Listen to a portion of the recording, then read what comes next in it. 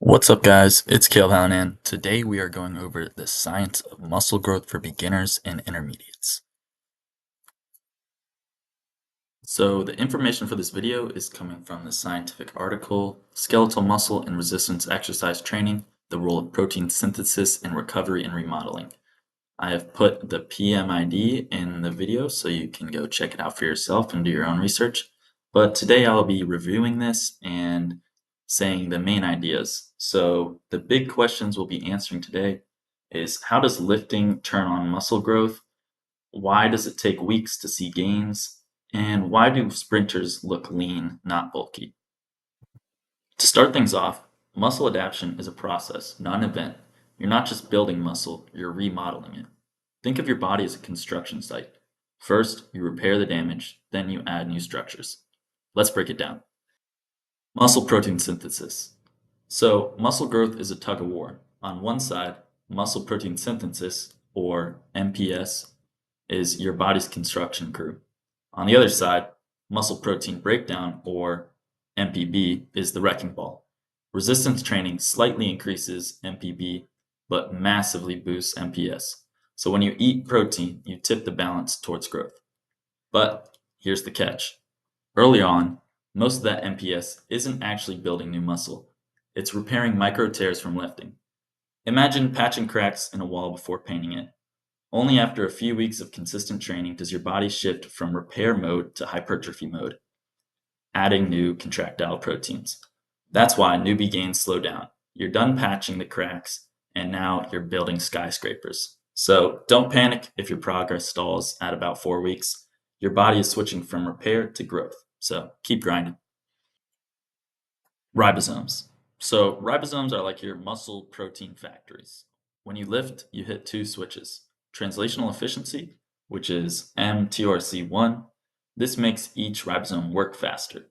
And then also translational capacity, which builds more factories or ribosomes to handle demand.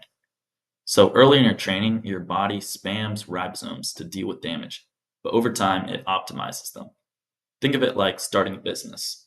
At first, you hire a lot of interns, which are like new ribosomes, but later you have to go around and let some go to boost efficiency.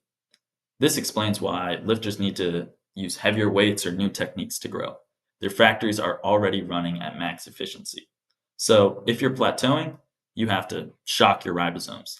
You can try things like drop sets, eccentric training, or varying rest periods. Protein timing. So the 20-gram protein myth isn't wrong, it's just incomplete. Let's say for a leg day, 20-gram protein post workout maxes out MPS. But for full body sessions, you might need 40 grams. Why? More muscle groups that you hit equals more construction sites to feed. Timing matters too. Your muscles stay primed for protein up to 48 hours post workout, but the best strategy is 20 grams every 3 hours. Think of it like fueling a campfire. Small, frequent logs keep it burning hot, but one big log, like 40 grams, gives it a short blaze, but it dies out faster. And no, the anabolic window isn't 30 minutes. It's more like 24 to 48 hours. But don't skip post workout protein. It's the match that lights the fire. Hypertrophy timeline. So here's the truth, you won't really see real muscle growth for about 5 to 6 weeks. Early gains are mostly inflammation and fluid, but by around week 6, your body starts laying down new contractile proteins. Studies using muscle biopsies prove this. At week 1, they see Z line streaming, which is damage, but by week 6, fiber cross sectional area increases. So, why is there a delay? Well, your body prioritizes repair over growth. First, it focuses on repairing the damaged tissue, then it can focus more on growing once everything is efficient. So, the takeaway from this is don't be disheartened if you don't see growth immediately, it just takes time. HIIT versus resistance training. So, if you don't know, HIIT stands for high intensity interval training. It involves short bursts of intense exercise followed by brief rest periods. So, if you're a HIIT fan, listen up. Sprint intervals do boost myofibril MPS, which are the proteins that make you big, but only about 20% compared to lifting's 100+%. Why is this? It's because HIIT prioritizes mitochondrial biogenesis. This means that your muscles become better at burning fuel, not lifting weights. In older adults, HIIT helps maintain muscle, but it won't really pack on size. Why? It's because it lacks the mechanical tension of heavy weights.